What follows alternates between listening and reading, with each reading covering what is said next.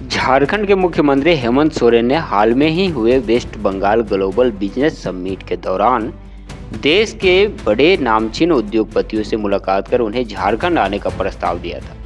श्री सोरेन ने देश भर के उद्योगपतियों और निवेशकों से झारखंड आने का आह्वान किया था। उन्होंने कहा था कि राज्य के विकास के लिए निवेश से जुड़ी परियोजनाओं को सरकार पूर्ण सहयोग प्रदान करेगी। उस समिट को बीते लगभग 2 महीने होने के, लेकिन अब इसका असर झारखंड में दिखना चालू हो गया। West Bengal global business summit 2025 के दौरान हेमंत सोरेन की मुलाकात अडानी ग्रुप के अध्यक्ष गौतम अडानी से हुई थी। श्री सोरेन ने उन्हें भी प्रस्ताव दिया था कि वह झारखंड में आए। इसी नेवते को स्वीकार कर देश के बड़े उद्योगपति गौतम अडानी बीते 28 मार्च को झारखंड पहुंचे और सीएम हेमंत सोरेन से मुलाकात की। लगभग 2 घंटे तक चली दोनों के मीटिंग में झारखंड में निवेश करने और पूर्व से चल रहे अडानी प्रोजेक्ट के बारे में दोनों के बीच चर्चा हुई। क्या हुई दोनों के बीच चर्चा, आइए विस्तार से समझते हैं। शुक्रवार 28 मार्च को देश के बड़े उद्योगपति और अडानी ग्रुप के चेयरमैन गौतम अडानी देर रात झारखंड पहुंचे। गौतम अडानी पहली बार औपचारिक रूप से मुख्यमंत्री हेमंत सोरेन से मुलाकात करने के लिए रांची पहुंचे थे, जहां मुख्यमंत्री हेमंत सोरेन के कांके रोड स्थित आवास पर हेमंत सोरेन और गौतम अडानी की मुलाकात हुई। गौतम अडानी ने हेमंत सोरेन को फिर से मुख्यमंत्री बनने पर बधाई दी।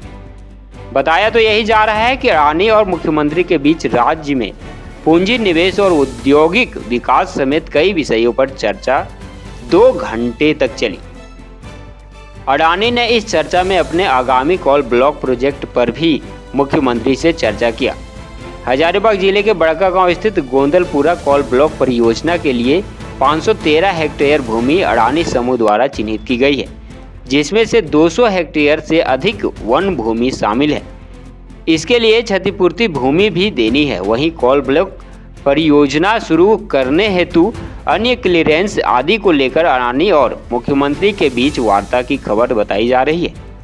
2026 के प्रारंभ से अडानी समूह द्वारा गोंदलपुरा से कोल उत्खनन का लक्ष्य निर्धारण किया गया है।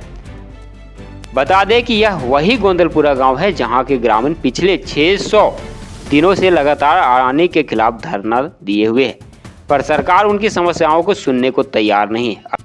अडानी ग्रुप उस उपजाऊ जमीन पर कोल खदान खोलकर कितने किसानों और ग्रामीणों को बेघर करेगा, इसका अनुमान नहीं लगाया जा सकता है। सरकार गोंदलपुरा के ग्रामीणों की समस्याओं को नज़रअंदाज कर रही है, यह ठीक नहीं है। अब देखना यह होगा कि अडानी का मुख्यमंत्री से चर्चा के बाद उस समस्या का क्या हल निकलकर सामने आता है। दूसरी चर्चा में झारखंड के गोड्डा में अडानी समूह की ओर से 1600 मेगावाट के ultra super critical thermal power plant का सफलतापूर्वक संचालन किया जा रहा है।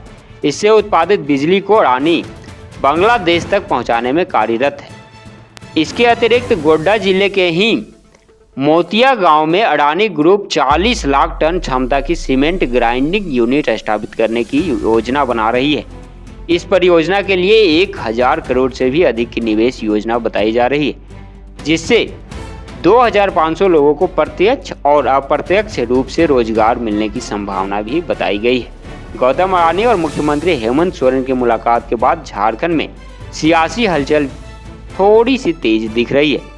सभी की नजरें मुख्यमंत्री पर टिकी हुई है। अडानी के जाने के बाद उनकी ओर से हजारीबाग के गोंदलपुरा कोल ब्लॉक प्रोजेक्ट और गोड्डा के सीमेंट ग्राइंडिंग फैक्ट्री व ultra super critical thermal power plant को लेकर क्या प्रतिक्रिया आता है, यह सभी को इंतजार है।